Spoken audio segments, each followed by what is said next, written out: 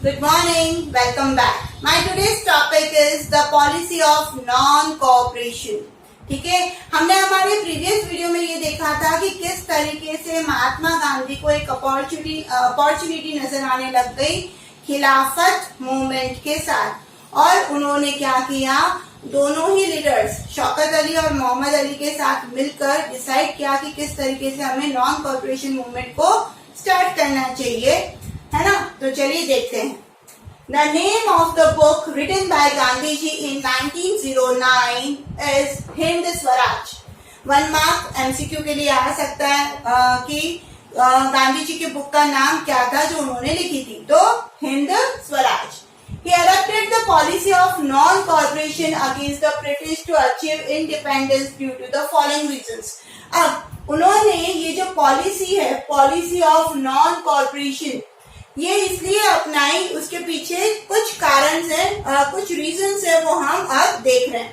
पहला, Gandhi ji believe that British rule was established in India with the cooperation of Indians and survive only because of cooperation.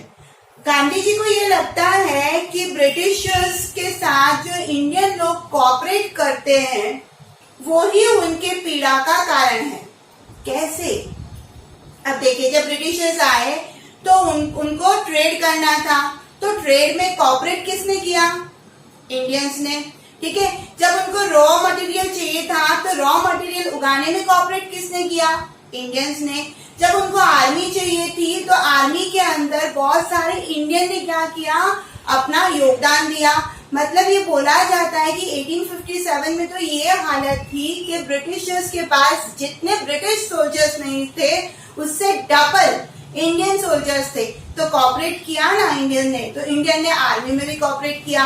जब assemblies बनी, councils बनी legislative, तो उसके अंदर भी कुछ इंडियंस जो थे वो बड़ी बड़ी पोस्ट पे थे। जब कोर्ट बनाए गए तो कोर्ट के अंदर भी कुछ लॉयर्स इंडियंस थे, है ना। तो इस तरीके से हर फील्ड के अंदर ब्रिटिशर्स का सपोर्ट और कोऑपरेट करने वाले कौन थे? इंडियंस थे। तो गांधी जी को ये लगता है क्योंकि इंडियन ने ब्रिटिशर्स को कोऑपरेट किया और इसीलिए ब्रिटिशर्स वहां पर जम गए। अगर वो कोऑपरेट नहीं करते तो इकोनॉमिकली ब्रिटिशर्स को इतना फायदा कभी नहीं होता, है ना। और आज जो इंडियन सरवाइव कर रहा है उसका कारण भी खुद इंडियन है, क्योंकि उन्होंने क्या किया, ब्रिटिशर्स को हर फील्ड के अंदर कोऑपरेट किया। जैसे ब्रिटिशर्स ने स्कूल्स निकाली तो लोगों ने अपने बच्चों को वहां पर एडमिशन दिलवाना चालू किया, कुछ लोगों ने वहीं पर पढ़ाना चालू किया। अगर वो लोग स्कूल निकाल भी देते, स्कूल खोल भी देते हैं, बट इंडियन अगर उसमें पढ़ने नहीं जाते या फिर जॉब नहीं प्रोवाइड करवाते, अपने आप को वहां पर अपनी सर्विसेज प्रोवाइड नहीं करवाते, तो शायद सारे फील्ड के अंदर अगर यही रहता सिस्टम तो शायद आज कॉर्पोरेशन नहीं मिलता और ब्रिटिशर्स यहाँ पर नहीं रुकते।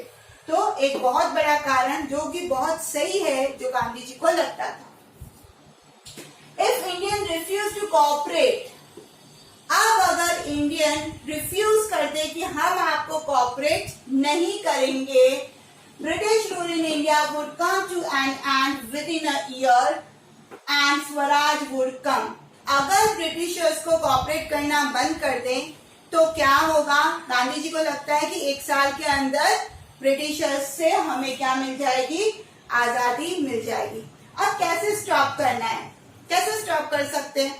गांधी जी का मानना ये था कि आप पहली चीज कि आप अगर सर्विस प्रोवाइड कर रहे हो, चाहे स्कूल के अंदर, कोर्ट के अंदर, आर्मी के अंदर, वर्कर्स जो फैक्ट्रीज के अंदर ब्रिटिशर्स के काम कर रहे हैं, वो सब जने क्या करें, त्याग करें अपनी जॉब का। अगर आपके बच्चे उनके स्कूल में पढ़ रहे हैं तो उनको निकाल के गवर्नमेंट स्कूल से निकाल के इंडियन स्कूल के अंदर डाला जाए। मतलब ऐसे छोटे छोटे स्टेप्स, ठीक है। साथ ही साथ में अगर फॉरेन गुड्स जो कि यहाँ पर वो मार्केट अवेलेबल करवा रखा है ब्रिटिशर्स को अपन ने, तो उनका प्रोडक्ट खरीदना ही बंद कर दे, तो अपने आप उनकी इकोनॉमी क्या होगी? डाउन जाएगी। उनका बैकबोन जो है पैसा, इकोनॉमी है ना, तो वो क्या हो जाएगा? पूरी तरीके से टूट जाएगा और ब्रिटिशर्स को यहाँ से निकलना पड़ेगा। ऐसी गांधी जी की सोच थी। There was a great resentment in all the social group of India against the oppressive policies of the government. Hence, Gandhiji wanted to unite them by launching a non-cooperation movement. अब इंडियन सोसाइटी के हर social group में क्या था? Dissatisfaction था जो policies Britishers लेकर आते थे उनके खिलाफ, ठीक है ना। हर ग्रुप परेशान था, हद से ज्यादा custom duties, revenue, income tax पे करना पड़ता था, ठीक है। एक्सप्लॉयटेशन ज्यादा हो रहा था, तो सभी जने ये जो पॉलिसीज लाते थे गवर्नमेंट, ब्रिटिश गवर्नमेंट, उनसे परेशान थी। तो ऐसे में गांधी जी चाह रहे थे कि सब जने यूनाइट हो जाएं, एक नॉन कॉपरेशन, मतलब अब हम कॉपरेट नहीं करेंगे ब्रिटिशर्स को, तो नॉन कॉपरेशन मूवमेंट नाम दिया। इसमें यूनाइट हो जाए और ब्रिटिशर्स के अगेंस्ट में एक मूवमेंट चालू करे, ऐसा गांधी जी का मानना था। और ये दो कारण भी थे गांधी जी के पॉलिसी नॉन कॉर्पोरेशन मूवमेंट की। अब ये जो पैराग्राफ है इससे रिलेटेड एक क्वेश्चन, क्या है question? Name the book written by Gandhi ji in 1909 and why did he adopt the policy of non corporation against the British to achieve the independence. ये आपका क्या है? क्वेश्चन। जब ये क्वेश्चन आता है तो आपको ये ही आंसर लिखना है। आई होप वीडियो क्लियर हो गया होगा।